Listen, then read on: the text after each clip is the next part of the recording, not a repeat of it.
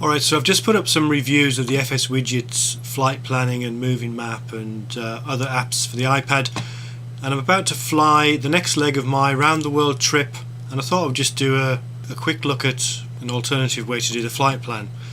This is SkyVector, which I'm sure most people are familiar with, and we're looking at the, roughly speaking, the area of the world where I need to be today. So this is India, and I'm currently at VABB, which is Mumbai. So if we go and we find that, so there's Mumbai. What we want to do is we want to create a flight plan. Actually, before I do that, if I just zoom out, where we're going today is a very short trip. Well, actually it's not a short trip, it's a long trip, but it's short in terms of planning. We're going from here, Mumbai, on the west coast of India, to Calcutta, which is at the north east of India. Is that Calcutta? Kolkata is the modern name for Calcutta. So we want to create a flight plan to do that. It's about 1,000 miles, so we'll do that in 2 legs, and we're just going to go direct really. So we'll create a flight plan, and if we zoom in on Mumbai and click there, sorry, right click there, we can click plan. That will be the departure point. The next point is, well, we want to pick something that's roughly halfway between here and Calcutta. I've already pre-selected VANP, so if we right click on that, we'll select the airport. Could select VOR as we've done before. So we've got the first leg. It gives us a leg distance of 369 miles. That's comfortably within range. And then next we'll go straight to Calcutta. We'll go for the big airport, plan that. So we've got 2 legs. That last leg's a bit longer, 533. If we were doing this for leisure purposes, we'd probably plan a more scenic route, obviously, but for today we just want to get there. I'm behind schedule on this trip, so I want to get there, and then we're going to set off down over this, what I hope is going to be a more interesting set of flights. So that's the entirety of the flight plan. What we need to do is, well, we don't need to do this, but I'm going to save the flight plan just to illustrate how I can do that. You have to be logged in to load and save flight plans in SkyVector, so you will have to create an account. If I do save, we'll just let it use the default title. Okay, now the important thing is how to get this into FSX. You have to do a little bit of a tap dance to do that. SkyVector will export, so if you choose this little button here, and you can see the different options for exporting. None of these are actually useful for FSX. These are for, I mean, this is a real world tool, not a flight sim tool at the end of the day. But you can export GPX, which is a common format, but for what we need today, we're going to export FPL, which is a Garmin format. I'm going to click download. You can have it email the file to you, but I'll download it. Click that. If I just download it to this folder where I'm working on the video, let's call it Mumbai dash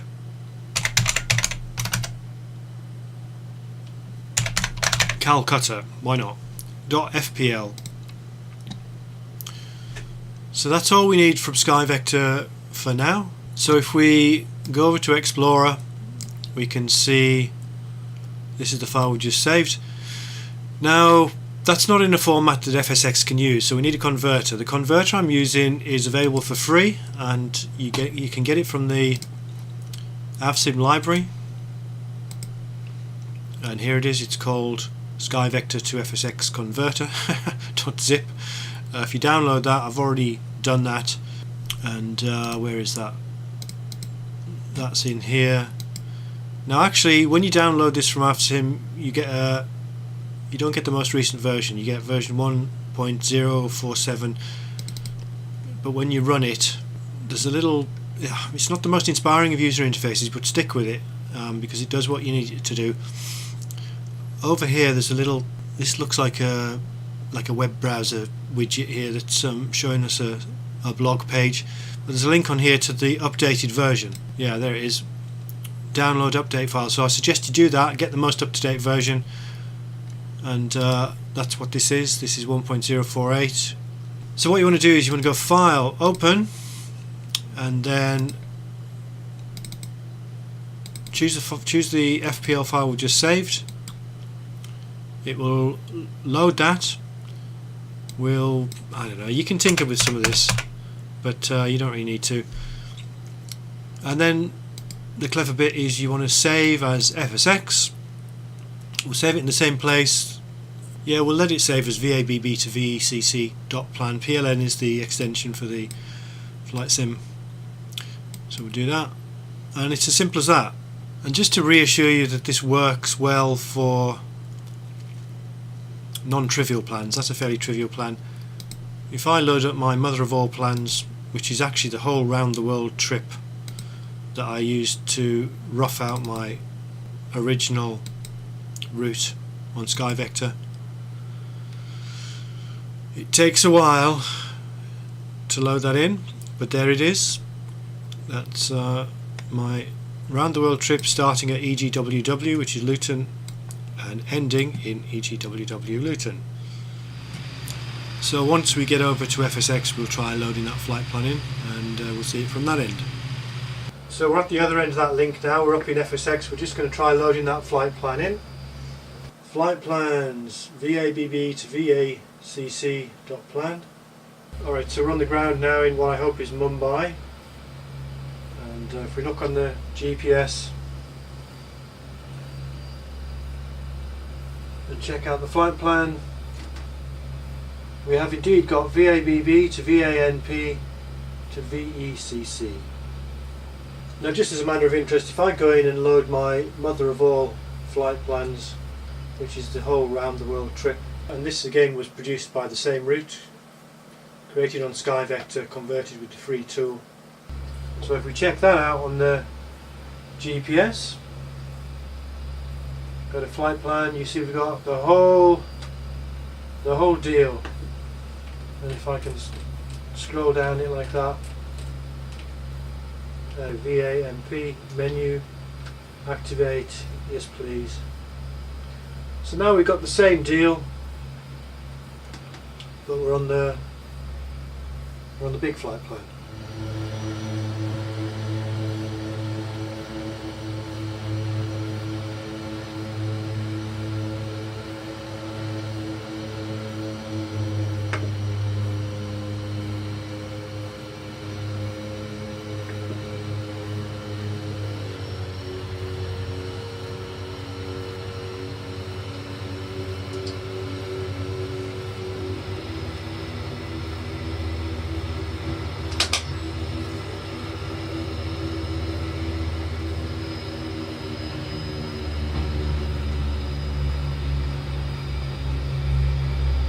This Orbix FTX Global scenery looks good, looks very good,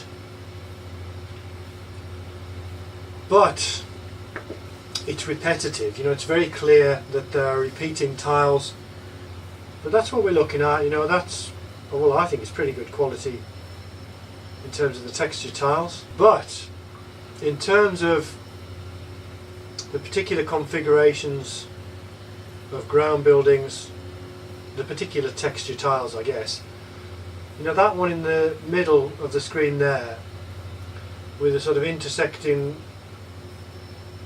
couple of roads and a blue building at the bottom left and so on, that appears over and over again. Now I've got to say, this scenery here is actually quite spectacular. Just crossing another range of hills, and that's nice looking as well. Now, one thing I've noticed, my fuel level is pretty low. Oh, actually, I've noticed there's actually an indicator on the panel for that. Forward fuel, low level. If we look at the fuel gauges down here, that forward fuel quantity is pretty much on zero. So what we're going to do is we're going to, if you watch those switches down below, we're going to flip on the wing fuel tanks, or rather the boost pumps for the wing fuel tanks. Shouldn't really have let the main tanks get that low. You know, that's almost running dry. I don't know what the usable quantity is, but we must be perilously close to the minimum usable quantity. Just out of curiosity, I'll show you another thing. If we look down here on the fuel panel, we'll see, so the quantity in the forward tank, that's for the right hand engine, that's perilously close to zero, and we've still got about 1,500 pounds in the left, or in the aft fuel tank. I do have a facility to cross feed. This is not realistic, I don't think you can do this in real life, but because I've got this fuel panel, if I enable that, the Twin Otter uses, I think it's the centre 1 and the centre 2 tanks. So I flip it to centre 1 and I'm just going to rock this, and we're on pounds at the moment on the, so it's going to adjust it by pounds. But if I flip the switch from adjust levels to cross feed, that will cross feed between centre 1 and centre 2. So that means if I push and turn to the left or right, we should see fuel quantity exchange between these two gauges. So let's just try that. Left, left, left, left, left, left. We'll go back a bit, right. So we've evened them up a little bit, just so we don't run that tank dry. With all that jiggling of the fuel, we've now got an aft fuel low level. I guess that's when it goes below 1,000 pounds indicated, is when you get that. In fact, if I turn off the booster pumps for the wing tanks again,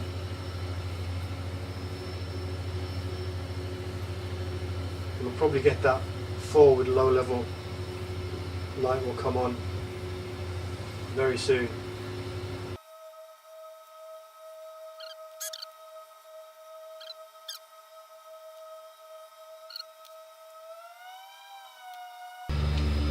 Okay, ILS 01, right, 109.9, distance 6.2 miles. Right, we're holding this altitude, 100 knots, a little bit faster, 2700. We're pretty much in a whiteout, so we're going to take the ILS. We're going to do this in a very quick and dirty way. Okay, I can see the airport, we're just about to fly overhead. So in fact, if we turn on to that 19 heading now.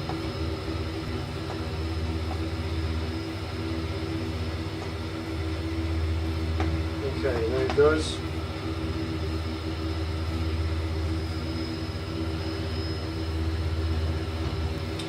Now this is a bit of a cheat, because on the GNS 530 that the Twin Otter has built in, which is actually really just a reskinned default FSX GPS, we get a DME readout from the ILS, which generally we don't have that, or at least on the Reality XP GNS 530.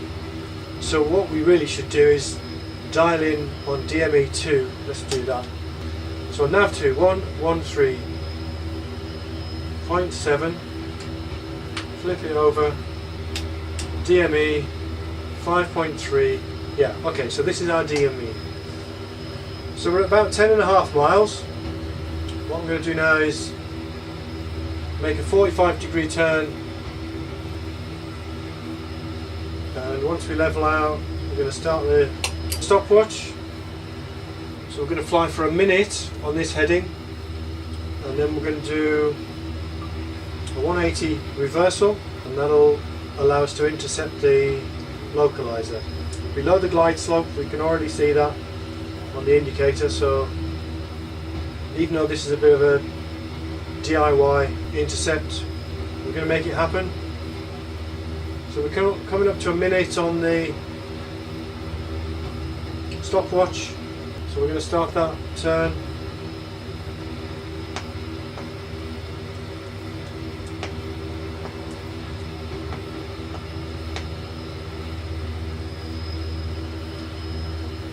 So that 180 should take us another minute. and we can put on approach mode. So we've got glide slope and nav arm indicators.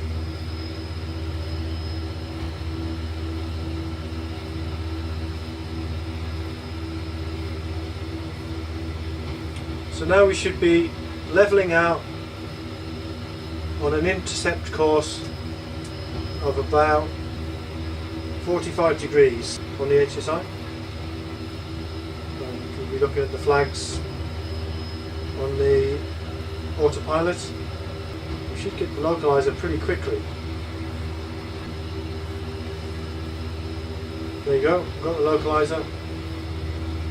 So that'll start to turn us back in.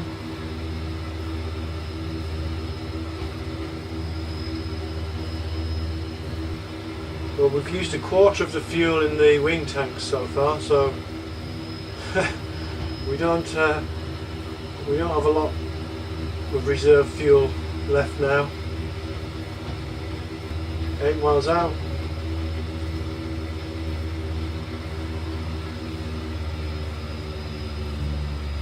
There's the glide slope. So we're now flying the ILS. We're going to slow down. And it's about time for flaps.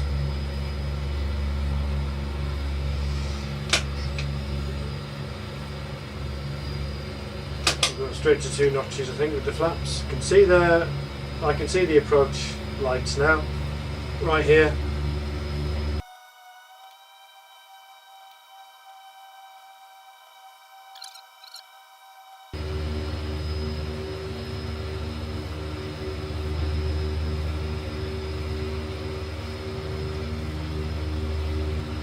Now technically I think we should be putting the water feather arm on.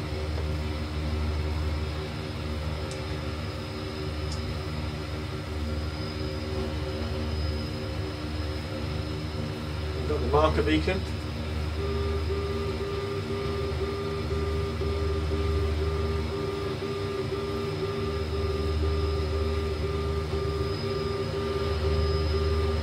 Oh, we're losing the vis now. Good job on this ILS.